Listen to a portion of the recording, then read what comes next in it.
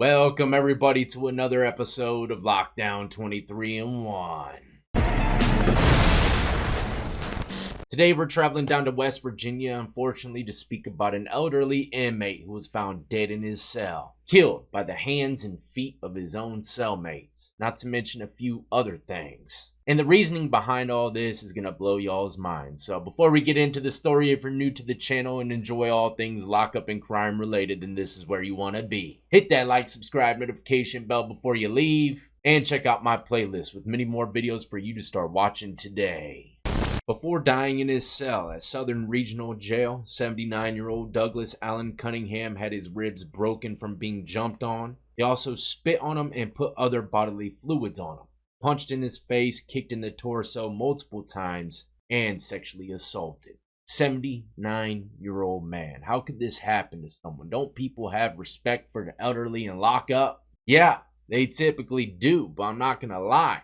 Guys that come in at that age, keep in mind this is jail, so he's probably fresh into the system. And I made a video on this not too long ago, but it got flagged. I don't know why. Look, I was just telling the truth. A lot of elderly inmates that come in with a certain look to them, inmates are gonna think the worst, right? Oh man, he's a diddler. That's just how it goes, man. You got certain glasses on, you got a certain bald face or whatever, man. They're gonna think or assume that you're in there for some bad paperwork. And it ain't just because they're guessing. It's because throughout time, inmates have realized that these guys have certain characteristics. Just like body language, you can't use it to convict someone. They can't use this to really stamp something on someone, but they will still assume. So, don't get it twisted. Elderly are respected in prison, but if you got a certain vibe to you, they're not going to be respecting nothing. They're actually going to be hoping and praying they find some bad things on you so they can handle business. And in this story, it shows a perfect example of why you can't judge a book by its cover all the time. We'll get there in a second, but according to the criminal complaint filed in Raleigh County Magistrate Court, the acts were carried out by Cunningham's former cellmates Lucas Matthew Wagner, 28, and Isaiah Marshall McBride, 27, who have been charged with his murder. McBride was arrested and booked in Southern Regional Jail at 2:15 a.m. Wagner was already in SRJ serving time on an unrelated sentence. Both are being held without bond at this time. I'm guessing maybe McBride got bond or finished his jail term or whatever before the indictments and they went and scooped him up. Because in the story, Mr. McBride and Wagner were in the cell doing these things to the cellmate. Cunningham's wife, Linda, said that she was informed of the charges by the Raleigh County Prosecutor's Office. She said that she still doesn't understand why her husband was attacked, but is happy that those responsible are being charged with his murder. I didn't realize there were such cruel people like that in the world. Well, I'm here to tell anybody that's watching there's many more and far worse than the ones we're going to be speaking about today. Raleigh County Prosecuting Attorney Ben Hatfield said that the reason it took roughly 7 months to charge McBride and Wagner for Cunningham's death was because he was waiting on a full report from the state medical examiner's office. Can you imagine that? These guys, man, they beat their cellmate to death, but it takes them 7 months to be charged with it. They probably thought they beat it. They got away with it. Especially McBride, because he was arrested from the streets. He had to have went home, even after that altercation. Unfortunately, while a lot of people would assume that that's a quick process, in West Virginia, the average wait for an autopsy is 6 to 9 months. That's a long time for an autopsy. How can you even get precise results waiting that long, I don't know. I'm not an examiner, I can't tell you. Hatfield goes on to say, so unfortunately, we just had to wait till we got the medical examiner's report. And once we got that, we were able to use it in conjunction with the remainder of the investigation to make the appropriate charge decision. Hatfield said that McBride and Wagner have been charged under the state code that relates to crimes committed by inmates, which carries steeper penalties. It's basically an umbrella section. Offenses committed by inmates, so offenses that might otherwise be classified as misdemeanors, if charged under this section, can be charged as a felony as offenses committed by inmates. In the offense committed by an inmate resulting in the death of someone as alleged in this case, the penalty for that crime, if convicted, is life in prison without the possibility of parole, according to State Code 62-8-2. Hatfield said that he hopes these harsher penalties will act as a deterrent effect against committing criminal offenses while incarcerated. 3 days after Cunningham's death, West Virginia State Trooper Sergeant D.A. Miller, who compiled the report contained in a criminal complaint, received word from a state medical examiner office about concerns after performing the autopsy. Miller said the medical examiner found several fresh bruises on Cunningham's face and chest. He also said he had broken ribs near his back that were not consistent with CPR or life-saving effort. So, the ribs come all the way around to the front, all the way to the back. If they were broken back here, chances are, if I was a medical examiner, I would think that he either fell or got stomped on, hit by something. After speaking with the medical examiner, Miller sent SRJ to interview Cunningham's 4 cellmates who were present at the time of his death. This is where it gets pretty wild. According to the complaints from the inmates, McBride and Wagner allegedly began their assault on Cunningham around breakfast time. After Cunningham was brought into the cell in a wheelchair, McBride and Wagner then allegedly spit and put other bodily fluids on Cunningham and called him a child molester.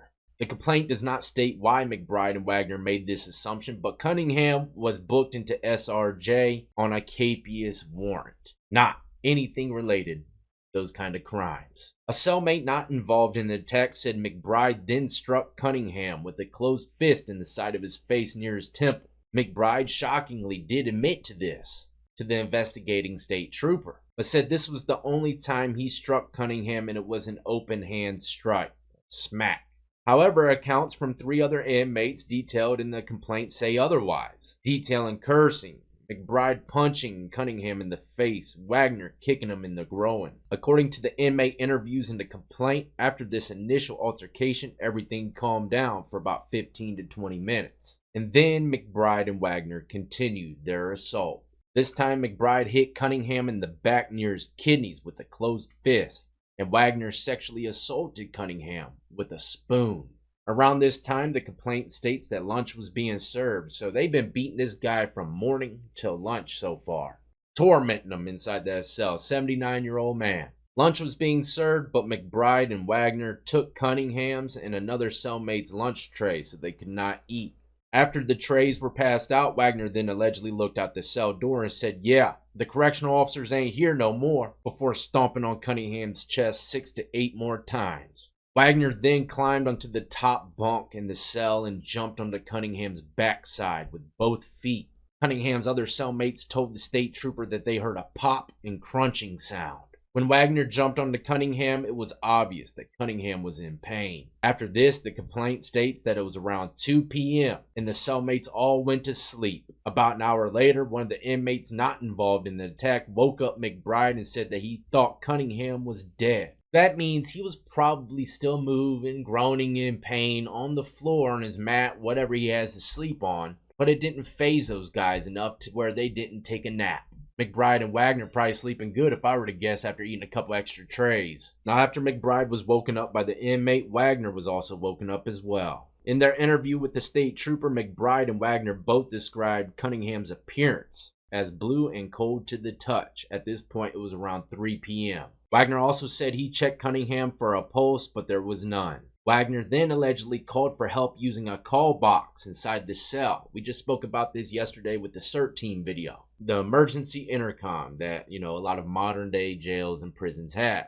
Press a little button, you can speak to the CO if someone's dying or something like that, right? In Wagner's interview with state police, he said it was McBride who beat Cunningham and called him a child molester. So here we go. Wagner, did the bulk of the damage. He's like the enforcer in the cell. But now that he's dead, he wants to throw McBride under the bus. No honor amongst thieves. I don't even like that saying. No honor amongst criminals. If you were to ask me nowadays, it don't matter if you're a thief, killer, jaywalker, and there ain't none of it. When asked by the state trooper if Cunningham was able to fight back during the incident, Wagner said no, he was not, according to the complaint. In the interview with McBride, other than admitting to hitting Cunningham one time, McBride told the state trooper he was not sure what all happened. However, he thought Wagner jumped on Cunningham or something, but he was not sure because he was not paying attention, the complaint says. So, it sounds like McBride's trying not to be a snitch, but at the same time, he has no idea that Wagner, the guy who did the majority of everything, is already trying to set him up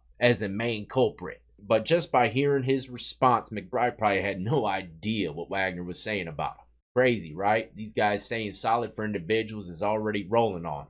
McBride also said that Wagner had it out for Cunningham. It was wanting to catch a body because he recently been given bad news and didn't have anything to live for outside of jail. Old lady probably dipped off of Mr. Jody. Broke homeboy's heart, man. He ain't got time for none of that. He said he's just gonna live in prison from here on out. Look, there are situations in prison that happen like that all the time. People get bad news, they come back and kirk out. But this is a story to anybody out there that watches a lot of videos and you know, about prison and stuff, and including myself. I've spoken about topics like this, but you just can't judge a book by its cover. Just because he's 80 years old with some thick frame glasses, right, and smells like Toys R Us or something, it don't matter, man. You got to check the paperwork. And this story is also a reminder to anybody out there that might be elderly getting locked up for the first time to be on your P's and Q's, because, you know, some places, some people, they just don't care. Being old will not save you everywhere you go. But my condolences go out to that guy's family. You know, he was just in there for capious warrant.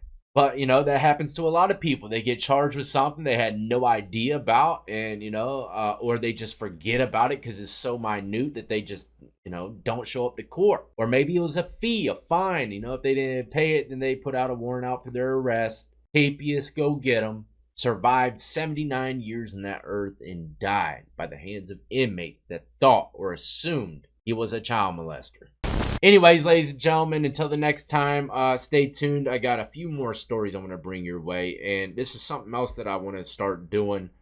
I see a lot of people doing like shorts on news stories and stuff. I want to do that, but not on shorts. I want to compile like 5 or 6 crazy stories of the day or the week, crime and lockup related, of course, into one video and just giving y'all a quick rundown. Might even put a little newscast thing in the background. Make it News Channel 23 in 1. Let me know in the comments section how you feel about that. And I apologize if you hear little things in the background. It's early morning. Everyone's waking up, eating breakfast, stomping around, man. Walking loosey, nails clacking. But like I said, stay tuned. I got plenty more content coming your way. And as always, y'all be easy, be safe, and more importantly than anything, stay free.